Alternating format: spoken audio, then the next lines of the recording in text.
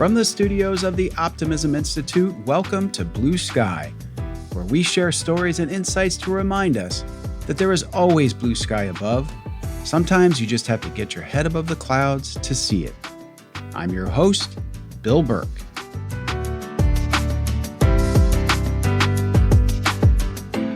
Past Blue Sky episodes have profiled several guests who operate in the nonprofit sphere, each one optimistically taking on the tough challenges we all face as a society.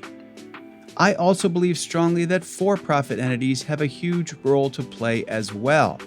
And today's guest comes to us from that world, and he's taking on a biggie: war and peace. Brian Abrams is the founder of B Ventures Group, an innovative new investment fund applying venture capital toward global peacebuilding and conflict resolution. I'd heard of and read a lot about military tech, but it wasn't until I met Brian that I was introduced to the idea of what he calls peace tech. Brian has what he describes as a passion for peacebuilding and conflict resolution, and he's working to apply the venture capital model toward a more peaceful world.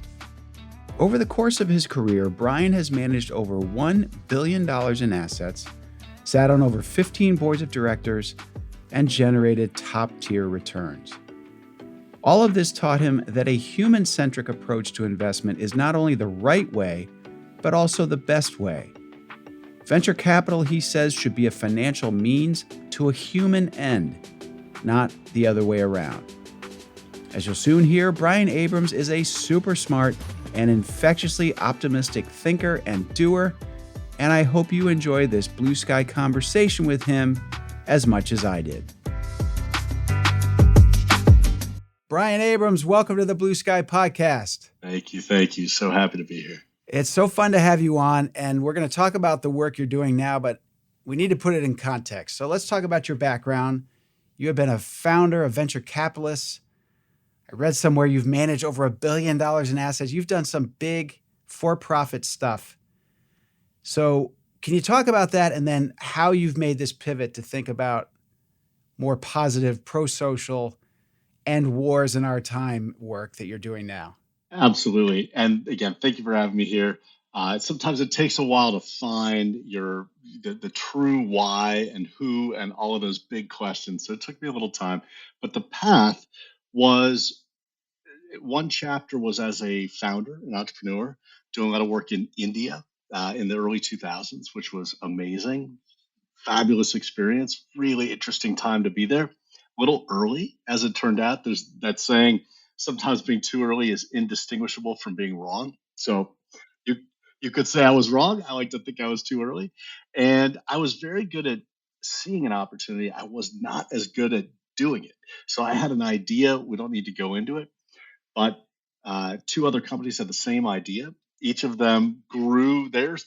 They were wonderful. And credit to them. They grew and sold their companies for hundreds of millions of dollars.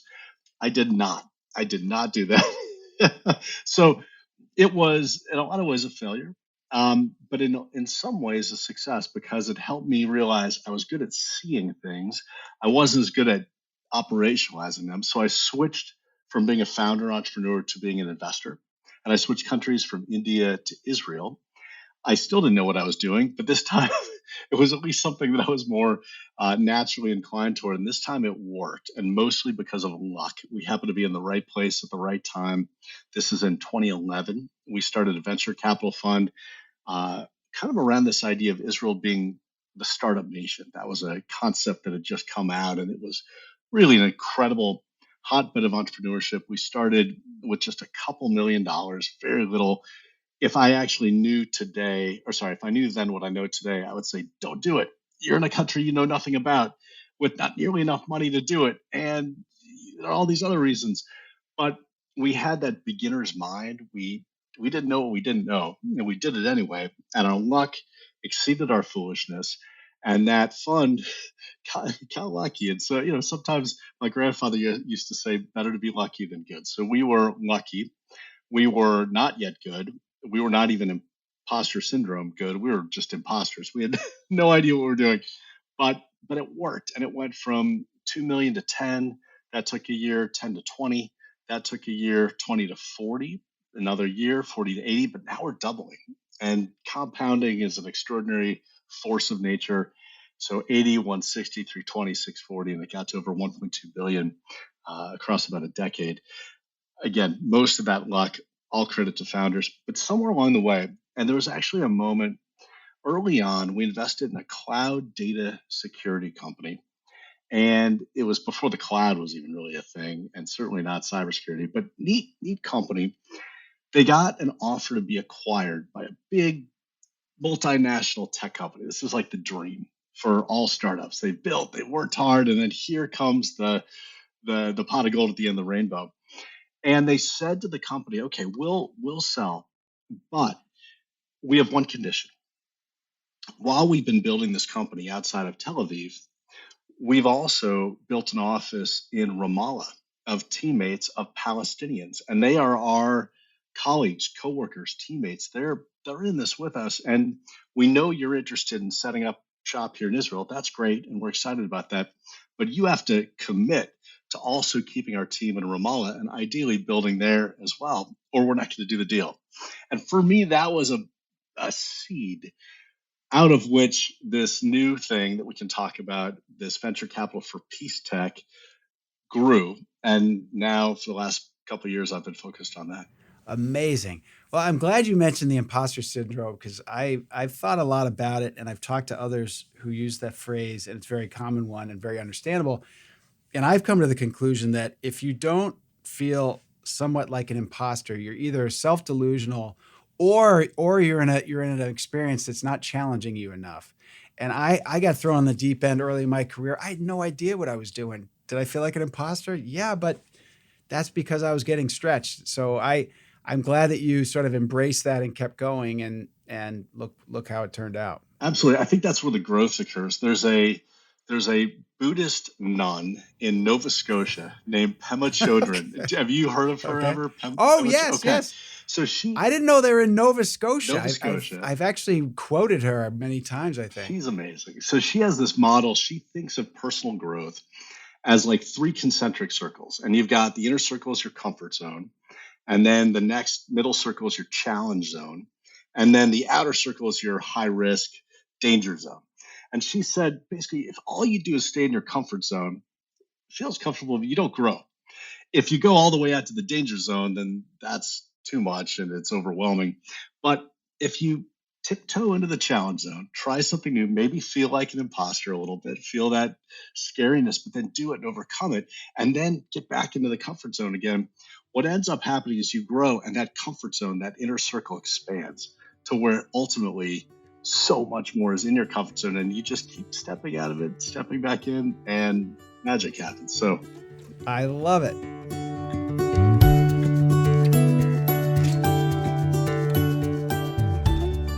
Earlier in his career, Brian Abrams took a humble and clear-eyed look at his skill set.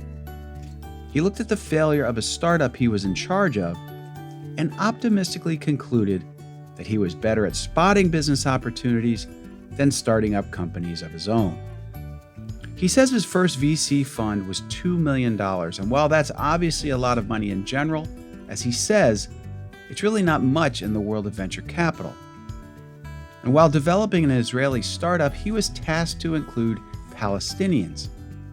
He saw opportunities for growth in this challenge, and the seeds of his current work were planted. Now, back to our conversation.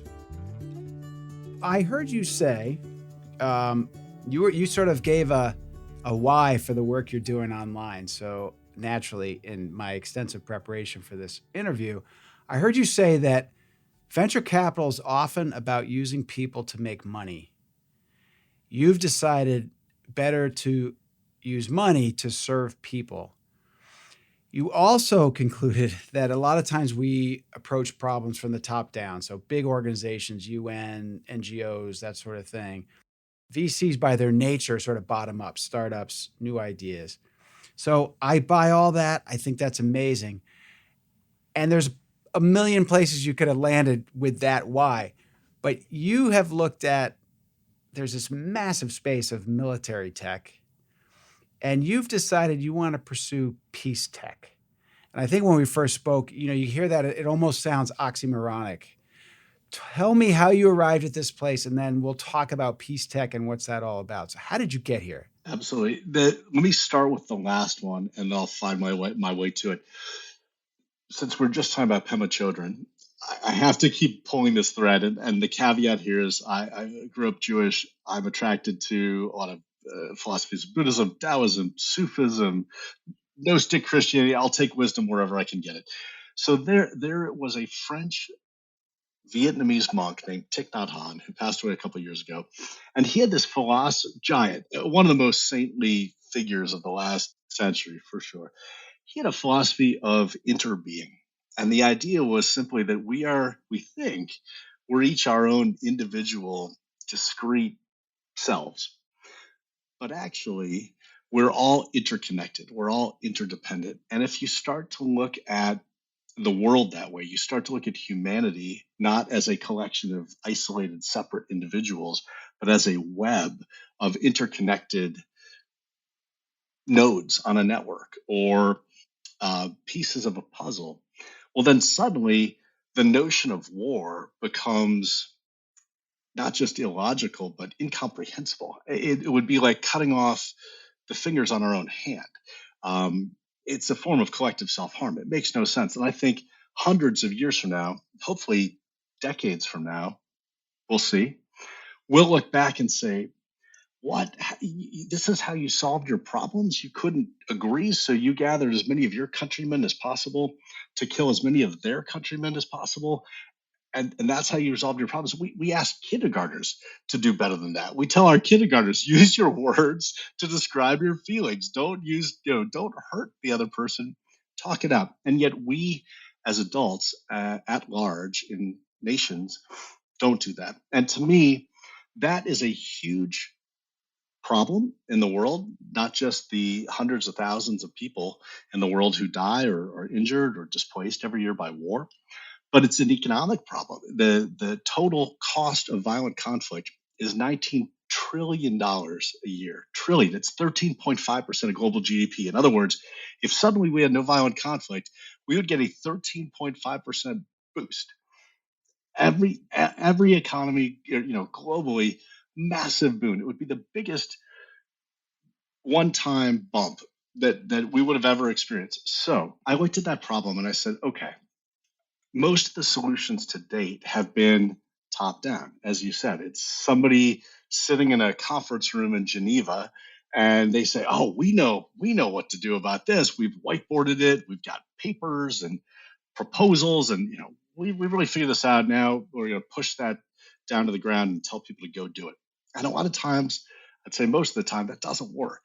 It's like rain that doesn't reach the ground. It doesn't get there. What venture capital does is the opposite. As you said, it's bottom up. It's this process of not presume to know the answer, but asking the question and then letting the answer reveal itself. Entrepreneurs basically run experiments. They're kind of like scientists. They say, I've got an idea. For example, maybe AI could help as a co-pilot for negotiation to help us resolve conflicts better. Um, is it going to work? I don't know. Let's see. Let's run an experiment. Let's put something out in the world, see if the market likes it and pulls it.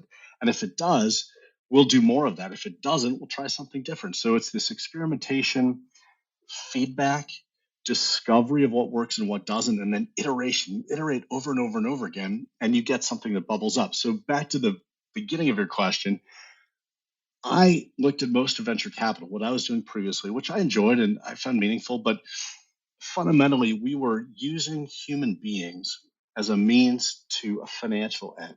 And Immanuel Kant said 300 years ago, he said, never use a human being as a means to an end.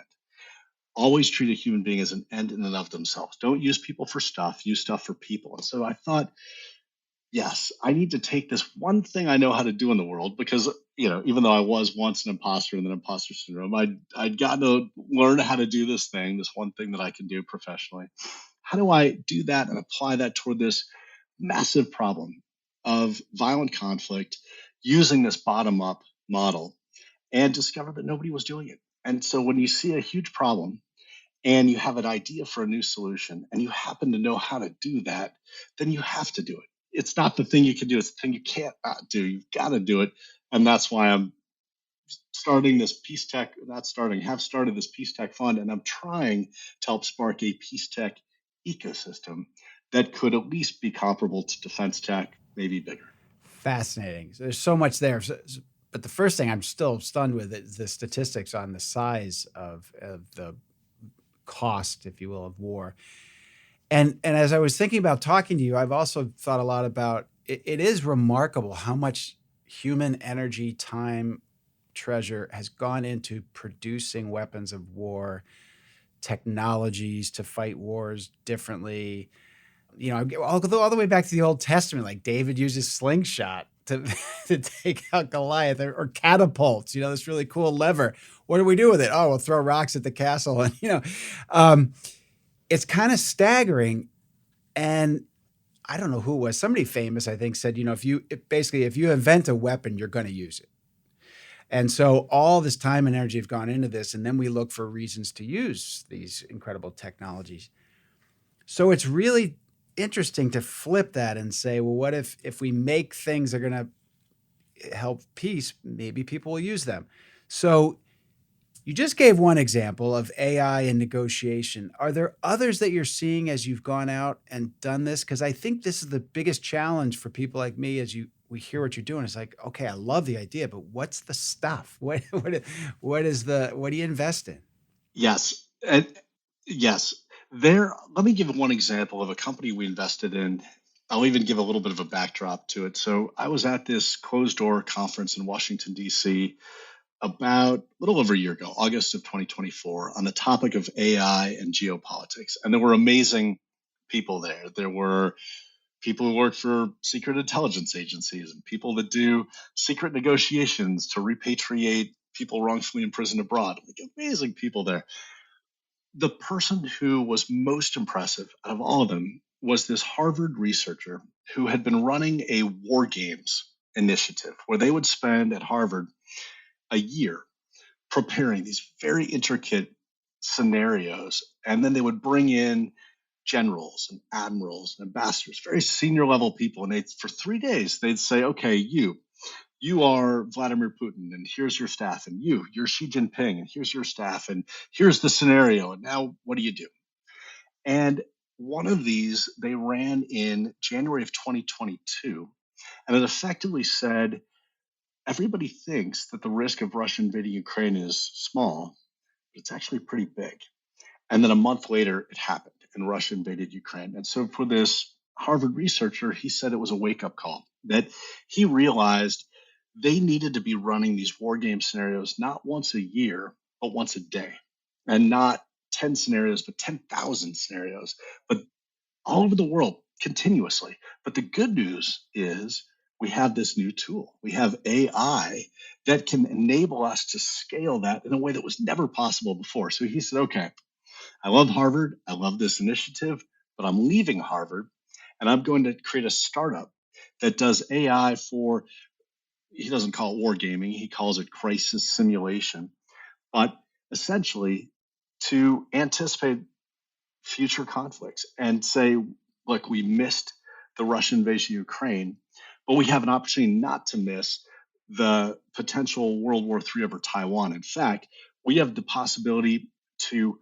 foresee it, or at least probabilistically identify potential trigger events, catalysts, and other things that could spark it, and ways out, ways to prevent that, ways to sequence things, ways to move all the pieces of the puzzle on the field of play, the theater, to prevent that war. And that's the one we can see, to also prevent the ones we can't see coming, like the October 7th of the world. And so I was spellbound, as was everybody in this room. And I said, okay, I love all this. Could you also do it for companies? You're doing it for countries. Could you also do it for companies? Because if so, I think you could generate a lot of revenue selling this to companies who could also use it for their own competitive landscapes. And do it geopolitically and try to prevent the next World War III or the next big flare up out there that nobody can even see coming. And the success in the private sector will enable the revenue generation that enables raising capital, that enables investment, and ultimately enables the big picture goal.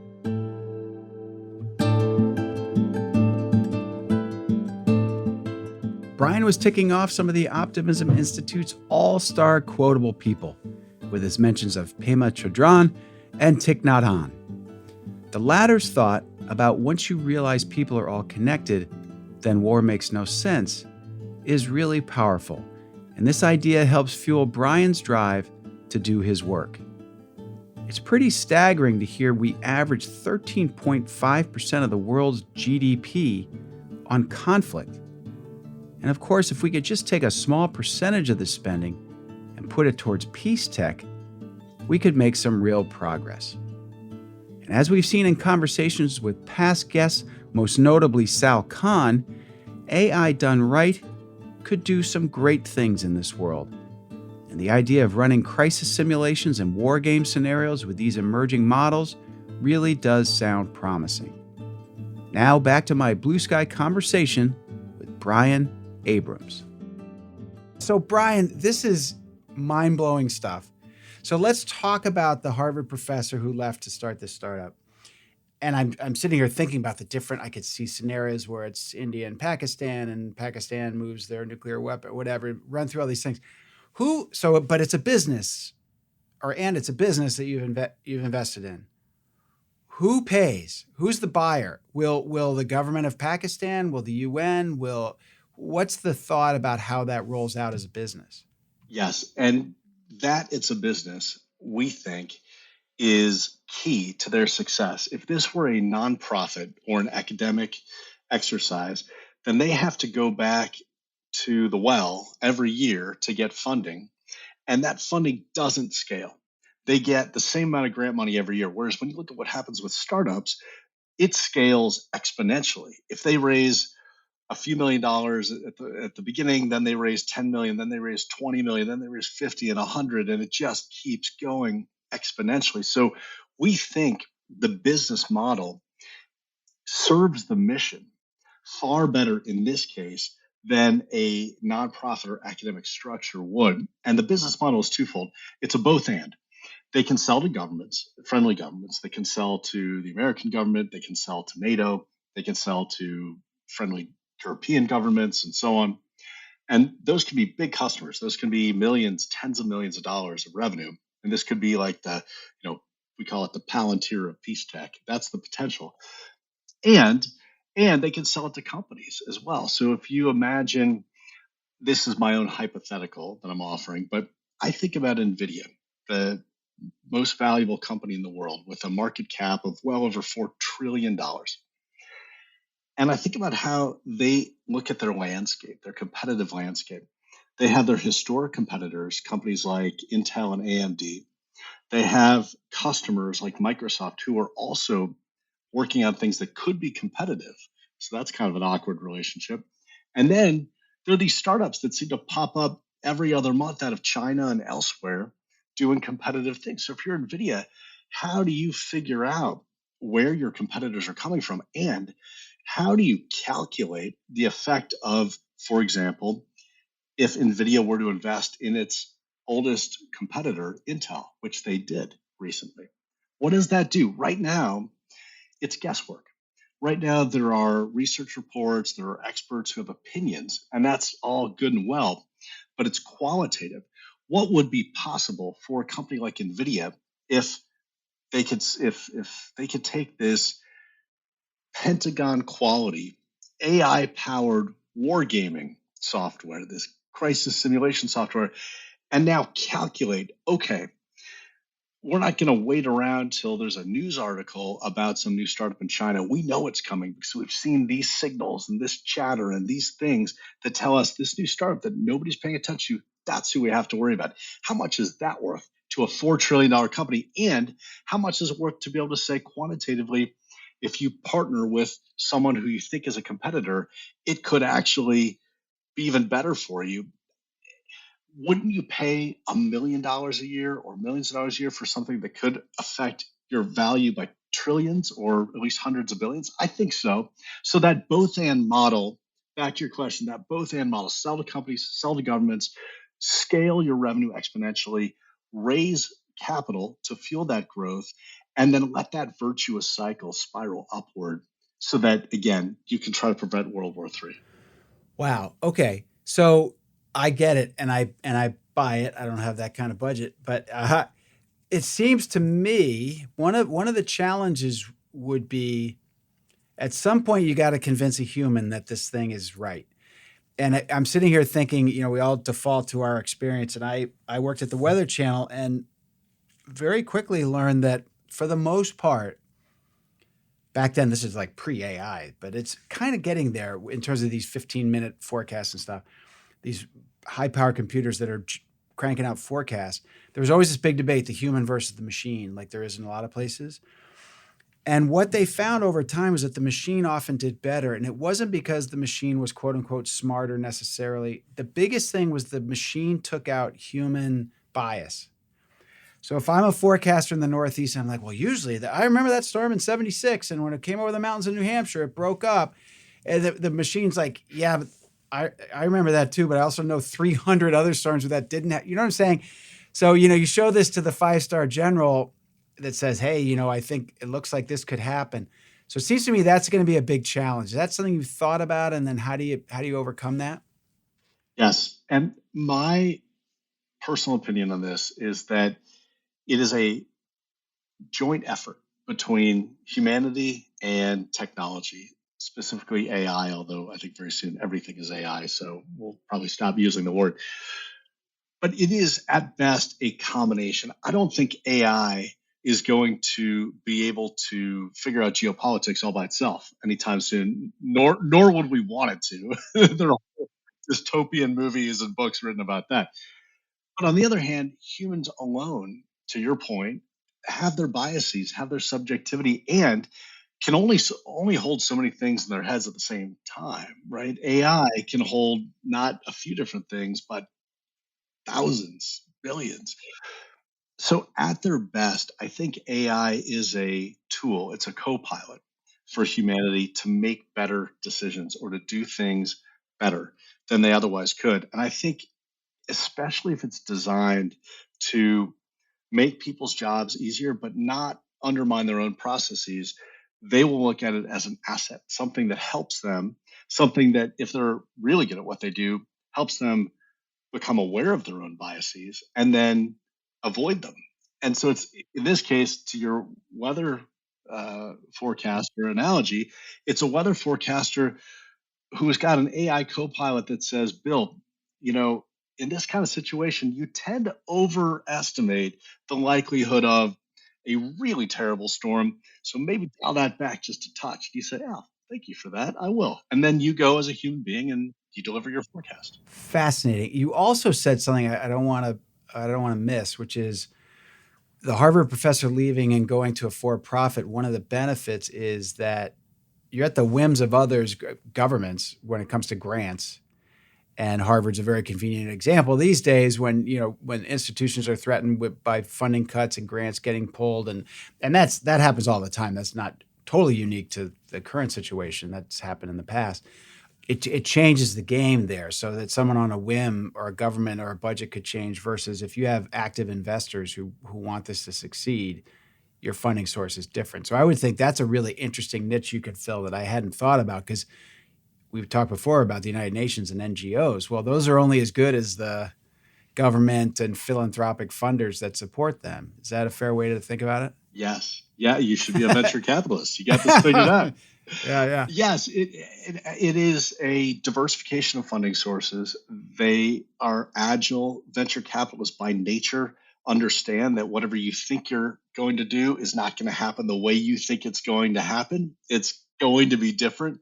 I love the old Yiddish saying, we plan, God laughs. It never turns out the way you think it's going to. But startups and venture capital and that whole system is designed for flexibility and agility and adaptation to whatever comes their way. I recently met a woman who used to work at the U.S. Institute of Peace, which for decades had been doing a lot of work, international peace building, and it was effectively dismantled.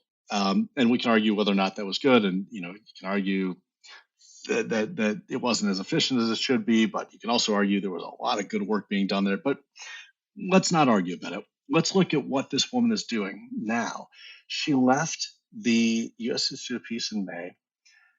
Within weeks, she had created a startup to basically use AI to turbocharge all the things she used to do at the U.S. Institute of Peace, so that things that they spent months or years working on there could now be done in days or hours or minutes with her AI startup. So what possibilities does that open up? How could all the disruption that's occurred in the federal government potentially create a peace contractor landscape to rival defense contractors? How could maybe all of the same problems be addressed, but be addressed by private sector companies that are maybe able to do everything better, faster, more efficiently? And could that be a unifier that allows the left to say, great, well, thank you, because we need to address these issues of peace building globally? It allows the right to say, thank you, that seems more efficient. You're harnessing the forces of capitalism. We like that. And the center to say, thank you all for just finding something you can agree on. Amazing. So you may have just answered my question, maybe not. As I think about quote unquote peace tech, I'm wondering, it sounds to me like you're focusing on things to prevent conflict in the first place. So it would not include something like, a defense shield or a scrambling drone signals or something like that, right? It's not about stopping conflict that's happening, or right? It's more about let's just keep it from happening in the first place. Yeah, there are a lot of definitions of peace. If I ask people, what's your definition of war? Everybody has the same definition. But if I ask, what's your definition of peace? Everybody has a different definition. The piece we're focused on in peace tech is anything that helps preempt, mitigate, or resolve violent conflict. So if it can prevent a war, if it can delay a war, if it can end a war faster or reduce the harm caused in a war, or if after the war it can keep it as a cold conflict, at least not as a hot conflict, longer, that to us is great. But we cast a wide net. Our philosophy is defense tech, which is a $30 billion venture capital segment growing at 33% a year. I mean, really, literally booming here and in Europe and all over. Couldn't one argue, and I do argue, that peace tech is the flip side of the same coin? Defense tech is trying to address the geopolitical instability through military means, warfighting means. But isn't there a peace tech side of that could basically ride the same tailwinds, but do it for the purpose, or do it with what I call Hippocratic guardrails, like doctors, first do no harm. Create your defense tech company, but maybe do it in a way that says, we're not going to kill anybody. We're not going to harm anybody. We're not going to be in the kill chain. We're not going to do anything that could lead to the death, injury, or displacement of another human being. But otherwise, we're going to keep doing it. We're going to go with it. It's like, you remember Google's motto in their early days? Don't be evil. Don't be evil. That was their motto. Yeah. Don't be evil. Yeah. It's that simple. Our motto is don't kill anybody. It's pretty simple. It's pretty simple. Wow. What is possible then when we set the North Star and say, okay, we're going to do this for the benefit of humanity, not the harm, and otherwise go and make things possible. Utilize this toolkit that can create things like AI and unlock possibilities that have never been possible before.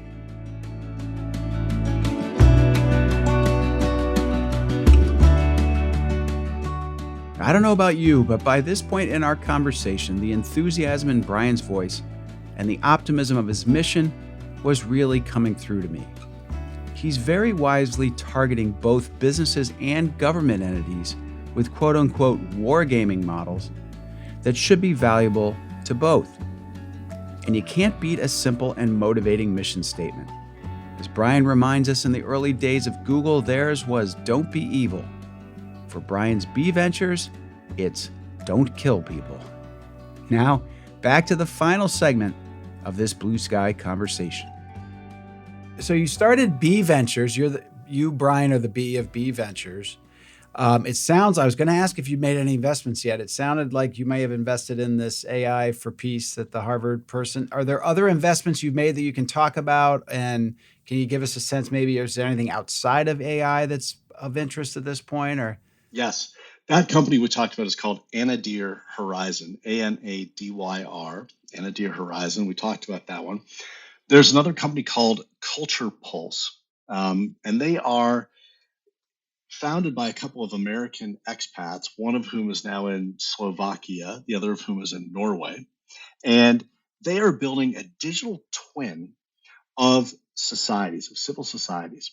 And it can also be for organizations like companies. But they basically said, okay, let's look at Armenia and Azerbaijan, who have fought wars for centuries over a contested region called Nagorno-Karabakh. If we model those two civil societies to figure out what they care about right now, it can explain everything about that conflict. And we can understand why Azerbaijan felt compelled to basically retake this territory from Armenia, and why Armenia basically said, we're not going to fight you over that. And they were able to do that in a way that was never possible before we had AI. Interestingly, it can also, for example, replace something called participatory polling. If you wanted to understand what Azeris and Armenians thought, historically, you had to go put a poll into the field. It cost hundreds of thousands of dollars. It could take a month to figure it all out, and it's all guesswork. But they're able to do it not in a month, but in an hour, and basically model these things in silica, in AI models. And then they can do it for companies as well, which is helpful for marketing. It's helpful for mergers and acquisitions. It's, lots of applications. So again, kind of both and a really neat company.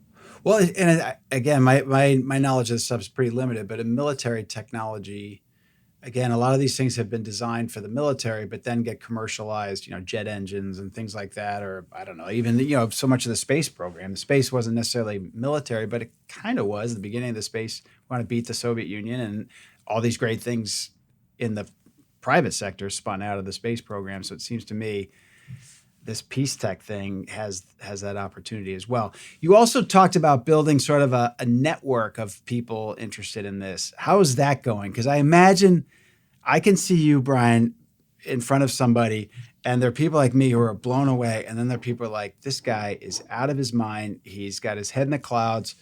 So how is that going? I love having my head in the clouds. That's where the blue sky is, right? Thank you. That was a softball, and you knocked it out of the park. Well done. I couldn't resist. Well done. So yes, we are building an ecosystem. We are building peace tech into something that I think is going to be billions or tens of billions of dollars in 10 or 20 years. But I'll give you an example, because you mentioned all of the innovation that, if we go back to the 50s or 60s, came out of the government and then found its way to the private sector. I think what's happening today is the opposite. It's private sector innovation that finds its way into the government. And the example, the precedent that I think about all the time is the private space industry. Remember 25 years ago, in the year 2000, there was this Ansari X Prize, $10 million prize for the first private sector team that could put a human being in space twice within 2 weeks. And that sounded crazy at the time.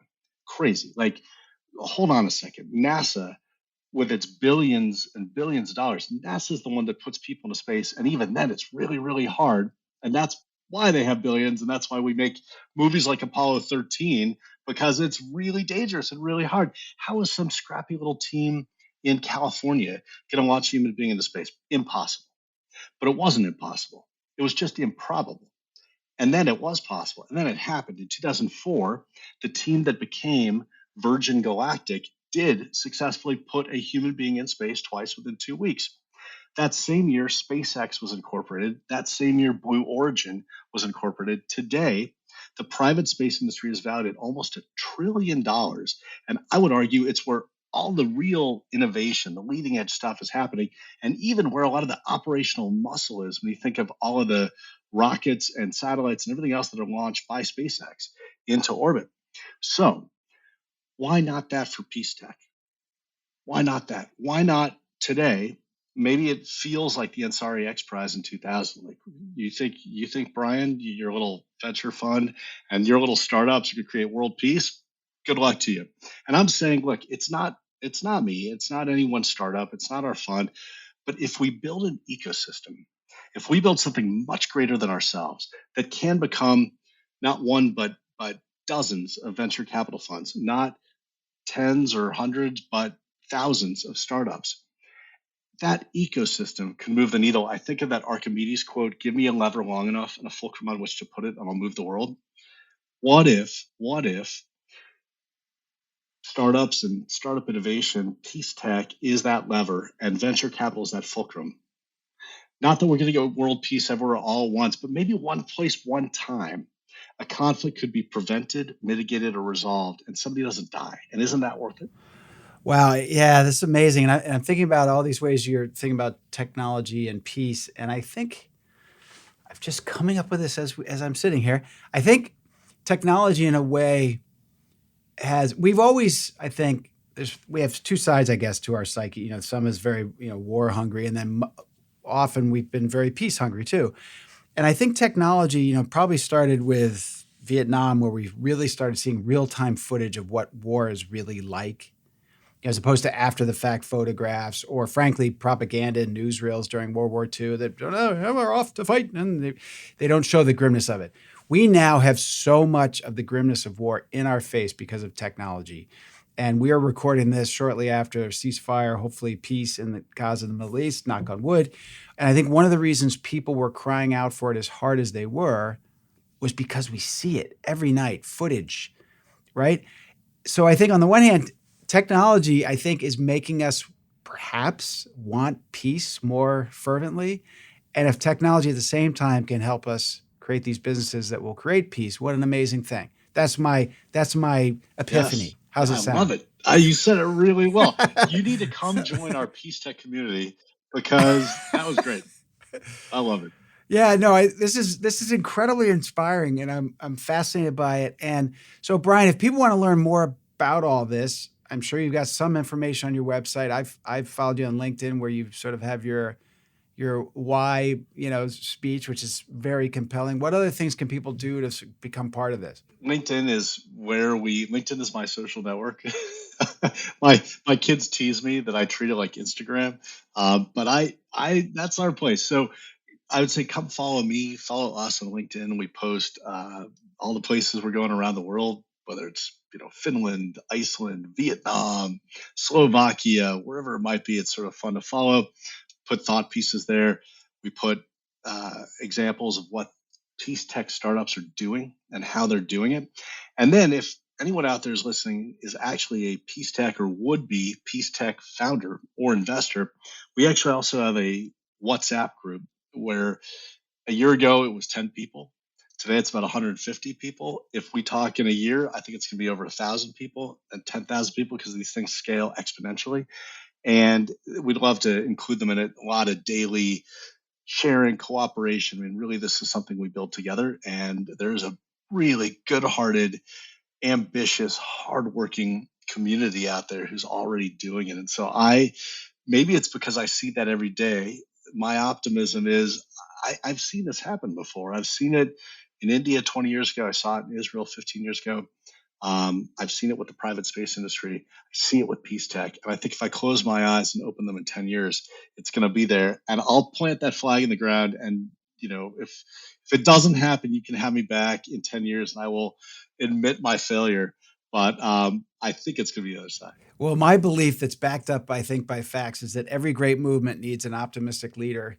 And you are embodying that in this whole notion of peace tech. And I'm so glad that we were introduced by your uncle, friend of mine, Bill Abrams, Uncle Bill. It's just an absolute joy to learn more about you and have this conversation. I know you're busy, so thanks for taking this time and keep up the amazing work. That's a pleasure. This was great talking to you. And yes, thanks to my Uncle Bill for putting us together. A man, by the way, who did amazing work for decades with an organization called Trickle Up and helping people all around the world. He's done amazing stuff. They've done amazing stuff. So yeah, much thanks to Uncle Bill. And thank you, Brian. Take care. It's a pleasure. Thanks.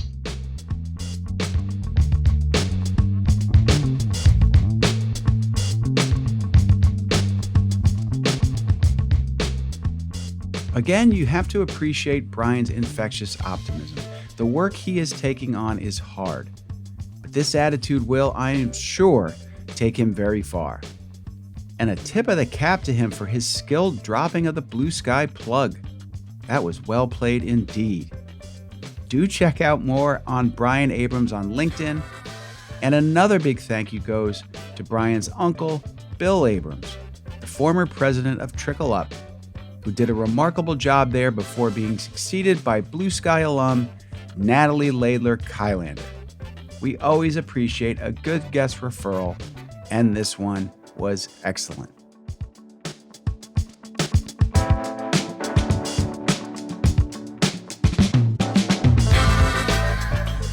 I hope you enjoyed this Blue Sky conversation with Brian Abrams. Before you go, please take a minute to give us a rating and/or review. And consider subscribing to the Blue Sky podcast and following the Optimism Institute on social media to be sure you never miss a future episode. This and all Blue Sky episodes are made possible by the incredible editing and mixing done by the remarkable team at Sound On Sound Off. You can learn more about their work at soundonsoundoff.com. All graphic design and cover art for Blue Sky and the Optimism Institute are provided by Crush Graphics. That's Crush with a K if you'd like to check out more of their fantastic work at crushgraphics.com. Until next time, I'm the founder of the Optimism Institute and host of Blue Sky, Bill Burke, and I thank you for listening.